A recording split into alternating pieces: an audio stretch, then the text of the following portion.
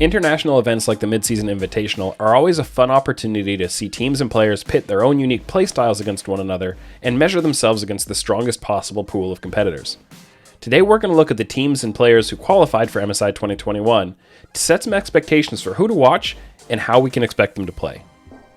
As we look at these stats, let's remember that they're all based on domestic competition, which doesn't necessarily mean the teams and players can maintain that performance in international play. The point of looking at these stats is to understand the way the teams and players play and what kinds of strengths and weaknesses we might see from them in Iceland. Let's start with a look at something I always find interesting going into international competition: pace of play. This chart shows average game length and combined kills per minute, and obviously the big standout is GAM Esports from Vietnam, who unfortunately won't be able to compete due to COVID restrictions. Their games featured 14% more kills than the second highest CKPM team, Pain Gaming, and ended 2 minutes faster than PSG Talons. On the other end of the scale, Infinity and Damwon Kia had the longest games with the least action, while Cloud9 are noticeable for a low amount of action, but at least they managed to keep their game lengths down.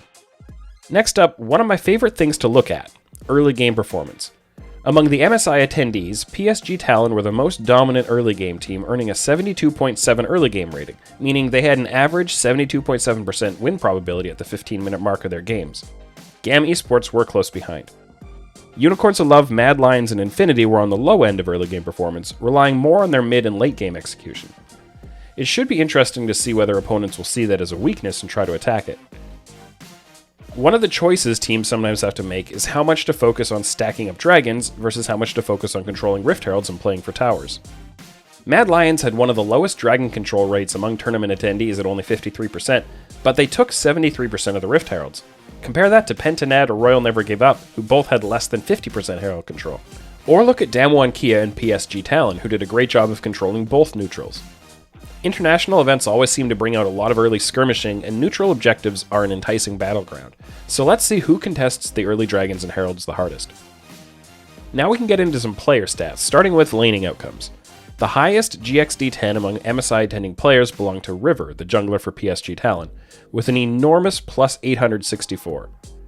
7 of the top 15 GXD10s belong to junglers, so we might see some pretty intense pathing battles.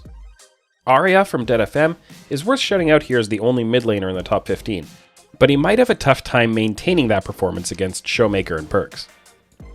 Now for the Uzi Award for the player who soaks up the most farm. That's going to go to Gala from RNG, the only player going to MSI with a double-digit CS per minute.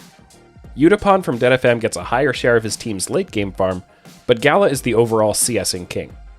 Even if you ignore Senna games, Gala stays ahead of the rest of the group, though Ghost, Sven, and BRTT climb a bit to rival him more closely. The challenge for Gala will be to make good on all the gold he racks up, because Utapon has him beat on that front. Gala sits just outside the top 15 damage per minute numbers among MSI players, while Utapon is 7th in DPM with the 3rd highest damage share. No Man's blows everyone else away with 632 DPM during the spring split, with only Pradith joining him in the 600 club. It's pretty interesting to see Khan from Damwon Kia and Kiaya from GAM Esports up here as top laners too. Karzi and Humanoid are also noteworthy as the carry core of Mad Lions, dealing a combined 53.4% of their team's damage.